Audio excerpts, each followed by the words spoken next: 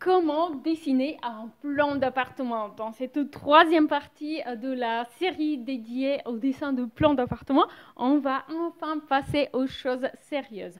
On va parler de dessin, on va parler de comment communiquer votre plan afin d'en faire un document qui est réellement exploitable, notamment par les artisans de bâtiments qui vont devoir chiffrer votre projet et réaliser vos travaux. Donc, je vous propose dans cette vidéo de voir quelles sont les choses importantes à faire apparaître lorsque vous faites votre dessin de plan d'appartement afin de vous faire comprendre par les professionnels.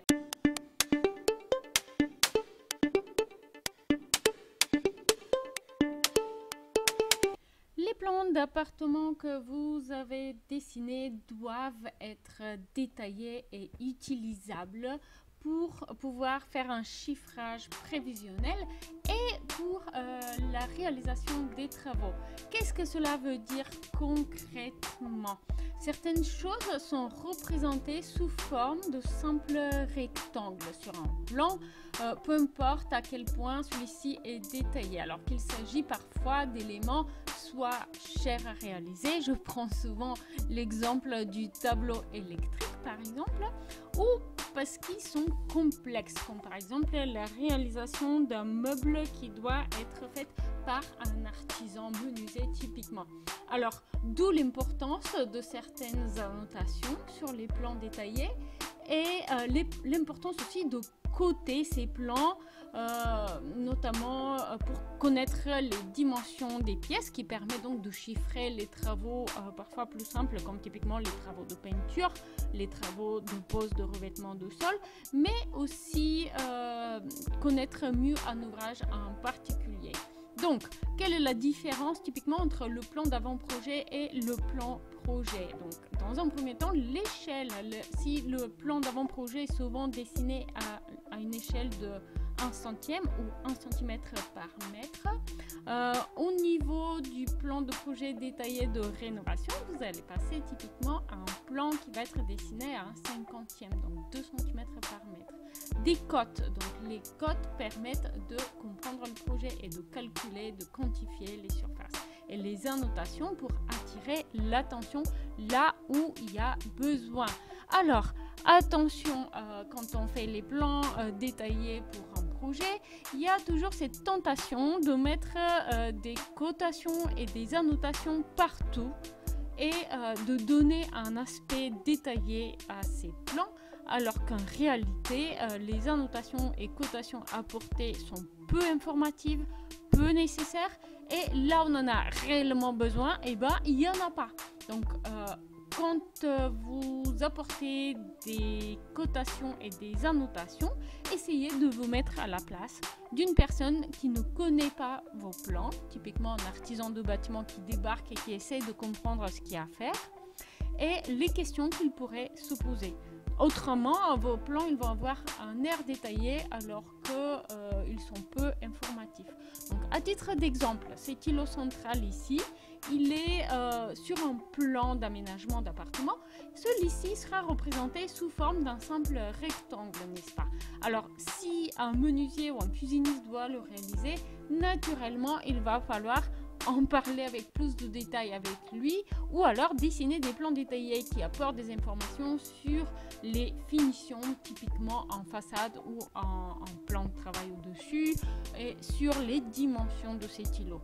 Donc, vous avez la possibilité, par exemple, d'apporter une annotation sur votre plan qui va faire référence à un dessin à part qui va détailler donc cet îlot central.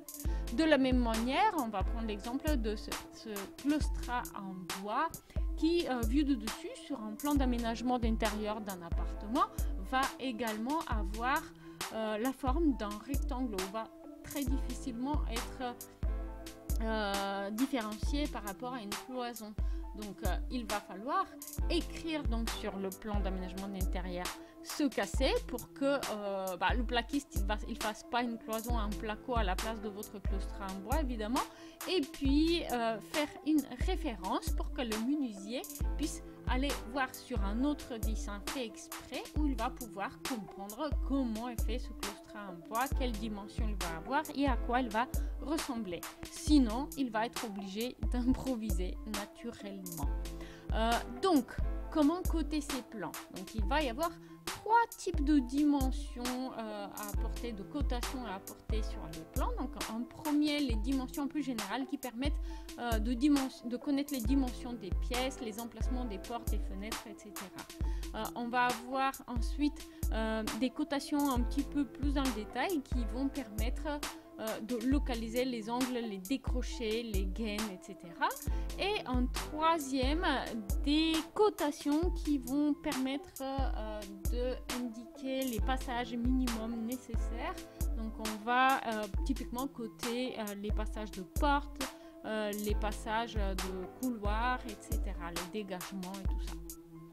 Donc sur ce plan que vous pouvez d'ailleurs télécharger sous forme de bonus sur la formation Devenez l'architecte de votre rénovation, vous pouvez voir donc les 3 types de cotations. Les cotations permettant de mesurer une pièce, les cotations permettant d'indiquer la largeur de passage et les cotations qui indiquent les décrochés et gaines. En termes d'annotation, quelles sont les annotations qu'il faut apporter sur un plan? Donc, vous allez pouvoir trouver les annotations générales qui vont indiquer par exemple le nom de la pièce, sa surface, etc. Les annotations relatives à une prescription.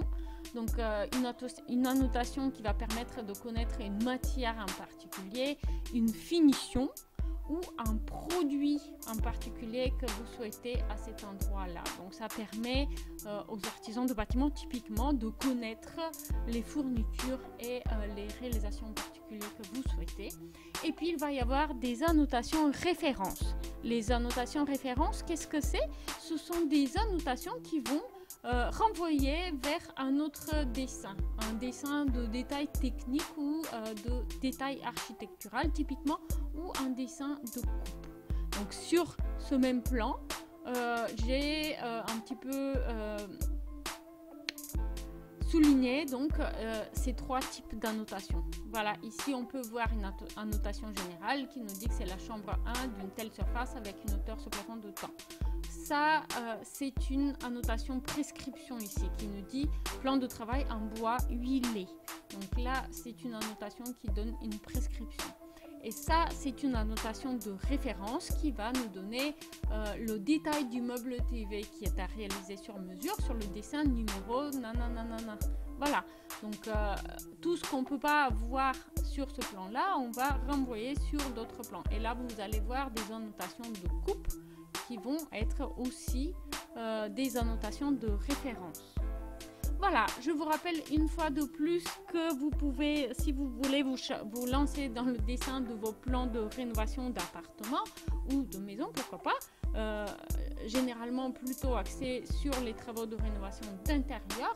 Et ben, si vous voulez imaginer et piloter vous-même votre projet, vous avez la possibilité d'aller voir ma petite formation Devenez l'architecte de votre rénovation, où vous allez entre autres pouvoir télécharger des plans d'exemple, la présentation au format PDF des 3 vidéos et puis plein d'autres choses, plein d'autres informations avec des vidéos qui sont uniquement disponibles pour cette formation, qui ne sont pas autrement disponibles en ligne, et des PDF à télécharger. Donc vous allez pouvoir trouver toutes les informations sur la page dédiée.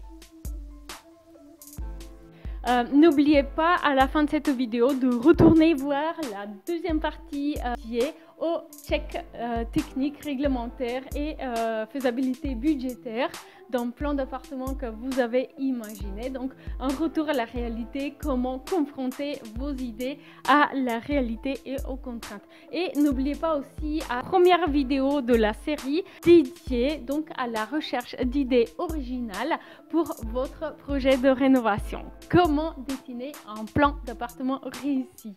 Merci pour ces quelques minutes passées avec moi. Si vous avez prévu des travaux, n'hésitez pas aussi à télécharger la checklist de la rénovation pour débutants, un document au format PDF qui est distribué gratuitement à tous les nouveaux abonnés du blog Logement éco-responsable. Vous pouvez trouver le lien pour télécharger votre copie dans la description également. un document qui vous permet de comprendre les étapes d'un projet de rénovation, comment garder les priorités importantes pour votre projet en tête à chaque phase du projet et quels sont les professionnels qui vous accompagnent pour mener à bien votre rénovation. Merci pour le temps passé avec moi en ligne et à très bientôt. Au revoir.